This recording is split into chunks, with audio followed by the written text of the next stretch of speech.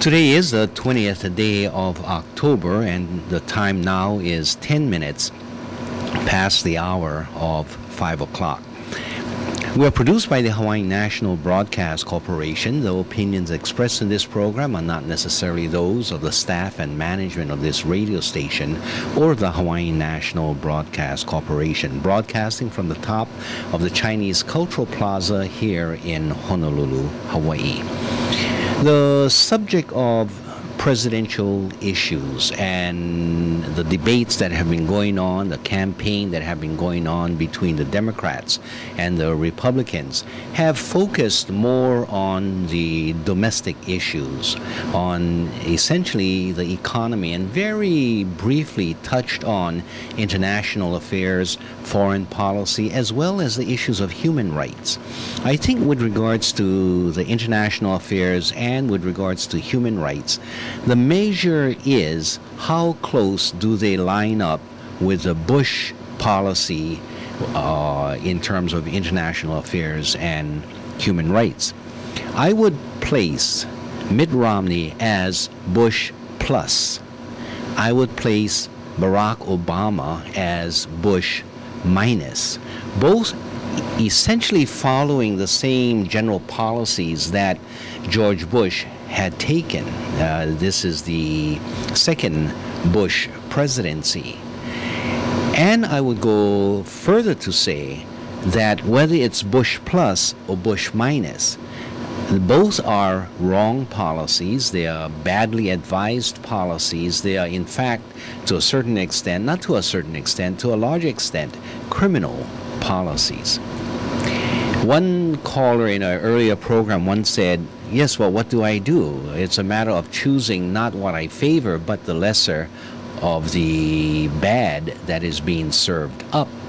And so for that purpose, the choice is between one or another presidential candidate.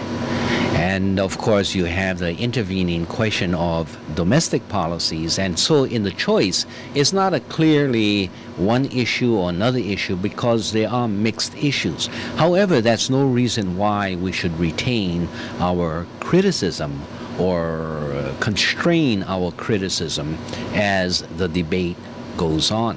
It's also a good time to take a look at what other voices are out there arguing about these policies. And I think the Jacob Sullum article that appears at page A13 of the Star Advertiser is a good place to begin an analysis as one goes through these issues. Now, of course, because the choices are essentially between Obama and Romney, or don't participate in what we consider to be a wrong-headed or bad policy. And of course there is another candidate, that Libertarian Party Gary Johnson, but his name appears only in 48 of the total states, and it doesn't appear that he stand a chance in getting elected. So one does not want to waste one's vote, and so you participate in where the action is. Is that an appropriate statement, or should one just not participate? And if one does not participate, then you may end up getting the worst of the bad rather than at least less worse of the bad. So again, I would use George Bush and his policies and see where they stand relative to Bush's policies. If they are not as bad as Bush, I would support. If they are worse than Bush, I would, of course, not support. So here's the article, and I'm going to interject, so not everything I'm reading comes from Jacob Sullum's article. Foreign policy is where Obama, Romney are most alike. The article states, next week, President Barack Obama and Mitt Romney are scheduled to meet for their third and final presidential debate, this time focusing on foreign policy. Although he will be on the ballot in at least 48 states on November 6. Gary Johnson, the Libertarian Party's nominee, was not invited lest an actual debate about foreign policy break out. Johnson, a former Republican governor of New Mexico, believes that so-called defense spending should be used for defense, that the United States, quote, should resort to military action as a last option and only be provided in and only as provided in the Constitution, end quote, and that our foreign policy should be, quote, reoriented toward the protection of U.S. citizens and interests. On that last quote, I have some concerns about protection of U.S. interests, because that leaves it so vague, and that is what Bush has been using, and many other presidents before him has been using as an excuse for intervening in other countries' foreign affairs. It is within the United States' interest that must be protected, and therefore we are committing this act. I think what they should say is that we shall follow and participate as a member of the international community and follow international law, even if the interest of the United States is not advanced. For example, they have argued that the invasion of Hawaii, the takeover of Hawaii, the regime change in Hawaii, the current occupation of Hawaii are all based on the U.S. interest. And as a result, they have attempted to justify remaining in Hawaii. That's the same way that they have justified going into Iraq or other places. Not necessarily for the protection of American citizens, but in order to protect U.S. interests. What the heck is U.S. interest? The capitalist interest, which is what it seems to be, taking Hawaii so that they can step further into the Pacific and into Asia, to extend their military arm, to extend their economic arm, to engage in trading, to act as the advance force for the trading forces in China, in Japan, and other places in Asia.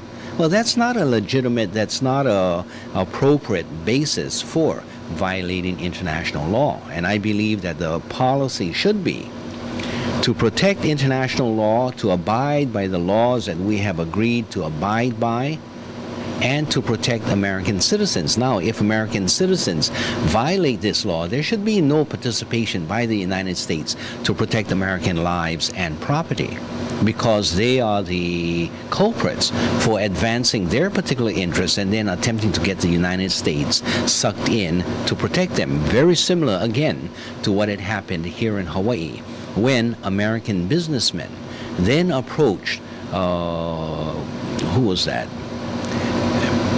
U.S. Minister Plenipotentiary, Mr. Stevens, John Stevens, saying you must land the American troops now into Hawaii and overthrow the Queen, or participate with us in overthrowing the Queen.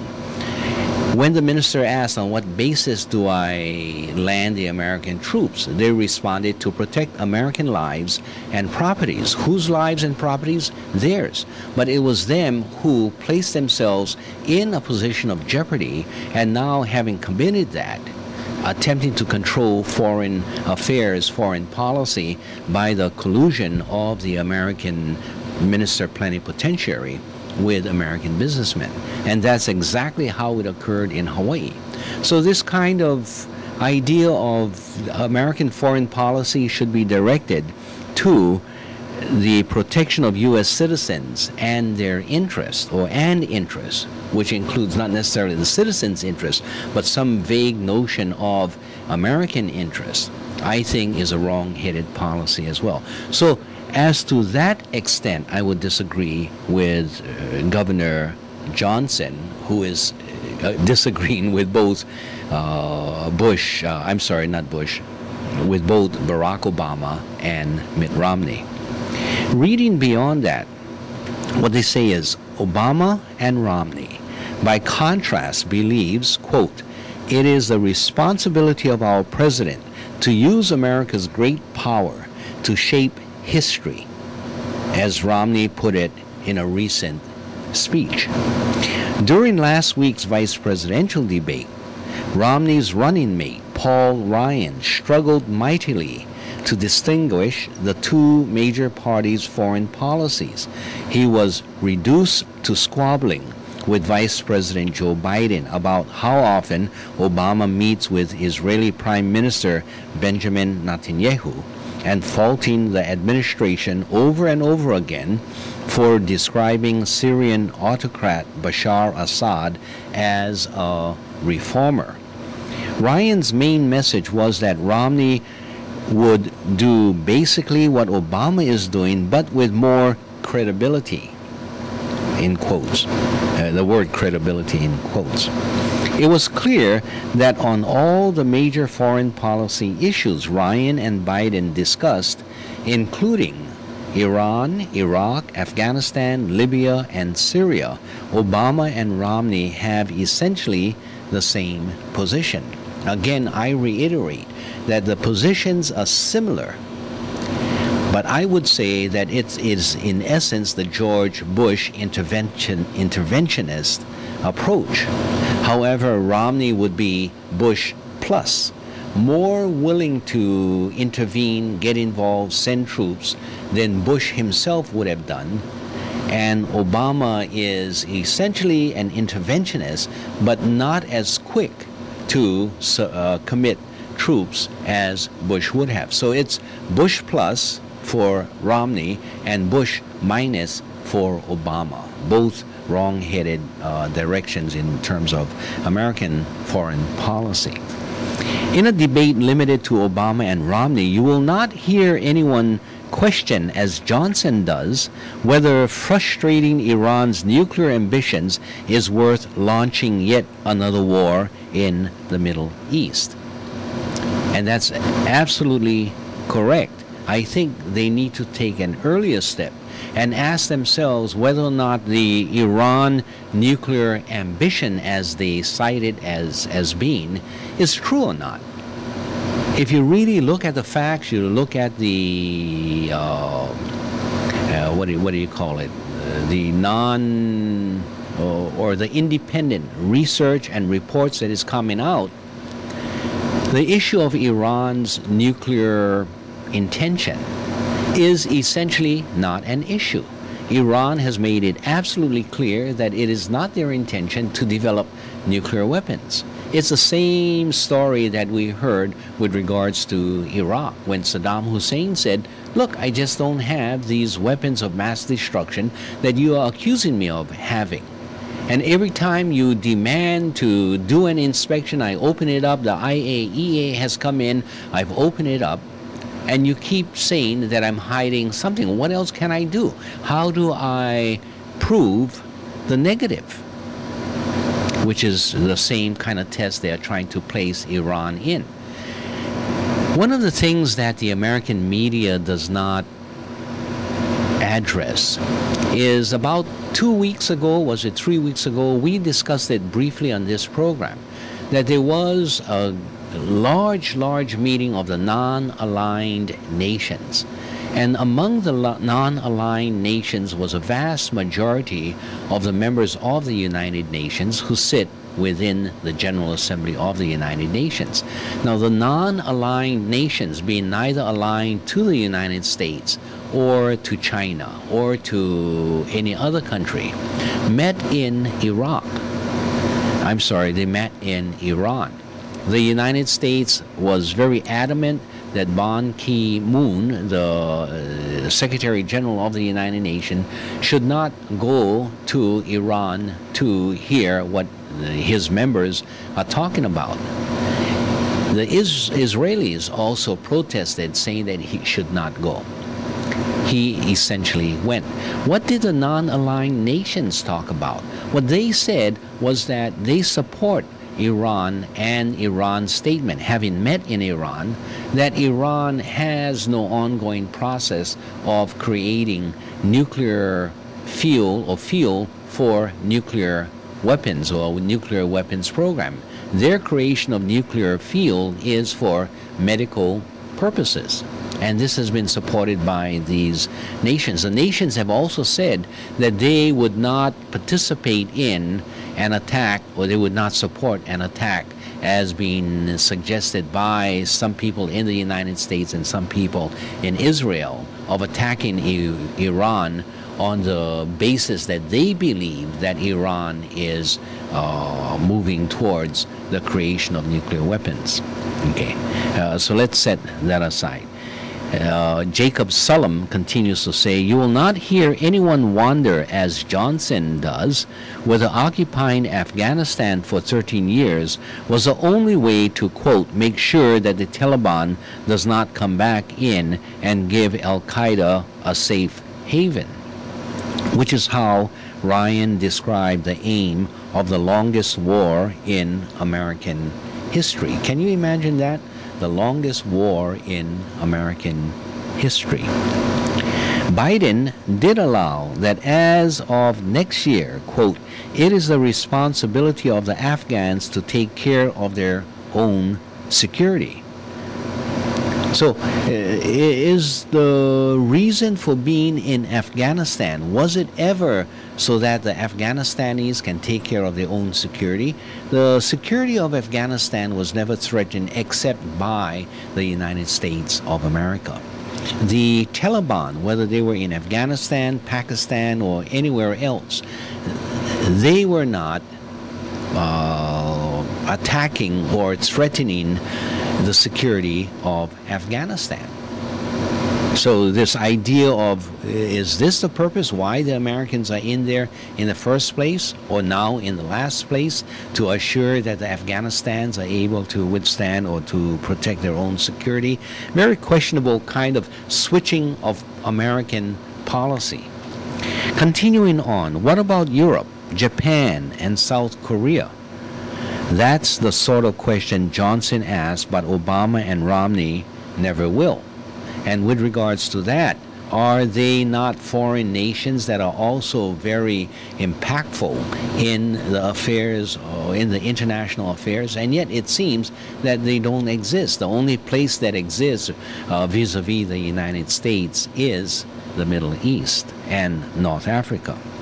Another Johnson theme neglected by the two major parties: the Constitution requires the president to obtain congressional approval before starting a war. Is that a novel idea? Not really. Johnson is absolutely correct. That's what the Constitution says. You need to get the consent of the Congress before you can start up a war. Although Obama once thought that principle was pretty important, he changed his mind after he was elected president, unilaterally intervening in Libya's civil war. Romney's main complaints at the time were that Obama did not do so sooner, and that he rashly ruled out the use of ground forces. Now you see why I'm suggesting that Romney is nothing more than a Bush plus and Obama a Bush minus. On the question of whether U.S. military action against Libyan dictator Muammar Gaddafi set a precedent for U.S. military action against Assad in Syria, Biden last week said no, because it's a different country. Now, what sensibility is that? Of course, you're always going to run into different countries, but are they making up new rules for every country? Or is it new rules for every particular American interest within that country? Okay, so where do you go from there? Let's continue. Ryan agreed that each situation will come up with its own set of circumstances. So all he's doing is joining Biden in that area. This is how unprincipled recklessness masquerades as prudence. Although neither Obama nor Romney currently supports direct military intervention in Syria, both favor arming friends who share our values, as Romney puts it, with help from proxies such as Qatar and Saudi Arabia. So what they are doing is actually circumventing their direct action or their obvious action by going through Qatar and going through Saudi Arabia, and I should add, going through Turkey to get them to intervene into Syria. But when CIA will not get caught, They are behind all of this, and at times even sending CIA agents into Syria to participate and to invade the sovereign integrity of Syria. And then they ask, why are the Syrian government personnel so mean to the rebels in terms of destroying cities that the rebels have taken over and then bombing the cities to the ground? Well, first of all, this idea of shock and awe, bombing cities to the ground, is actually a Bush concept of how war should be conducted. And many of you remember that very phrase, shock and awe. This was the basis of the American invasion into Baghdad, into Iraq. This is where it was learned. All right, let me continue on. How's that going? This week, the New York Times reported that, quote, most of the arms shipped at the behest of Saudi Arabia and Qatar to supply Syrian rebel groups fighting the government of Bashar al-Assad are going to hardline Islamic jihadists. Like Johnson, Senator Rand Paul, a Republican of Kentucky, worries that, quote, we are in too many places too often, and we don't seem to even know the reason or where we will end up when we're done. Instead of learning from foreign fiascos, Paul says in a recent CNN.com essay, both parties rush headlong into more places they don't understand. Very good for you, Ron Paul, on that point. Now, there's many other points I would not agree with you, but on that point, I think you're absolutely correct. And Jacob Sullum concludes, for strategic, fiscal, and moral reasons, we desperately need an alternative to what Paul calls our, quote, act first, think later foreign policy. Unfortunately, neither major party is offering one. This is Po Kalai Nui, and I have just shared my opinions with regards to American foreign policy as it regards these countries in the Middle East, taking from Jacob Sullum's article and adding my editorial comments to his editorial comments. Our telephone number here is 524-1080. You can join us in the next half hour and comment on what I've just talked about.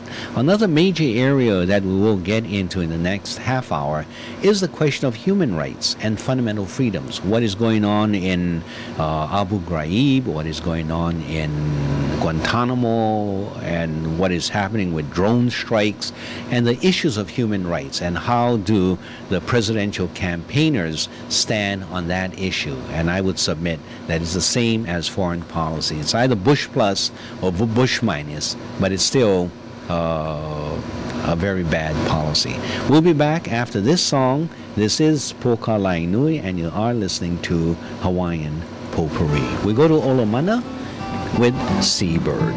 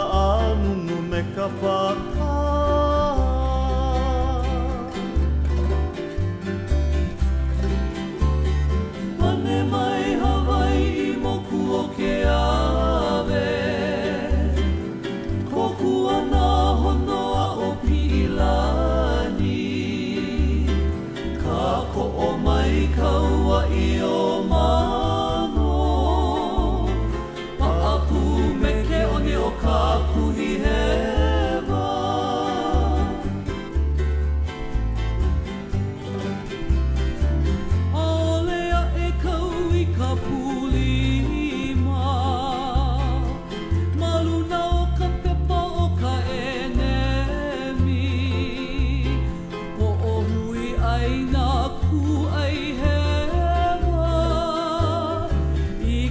no si vila a o ke kana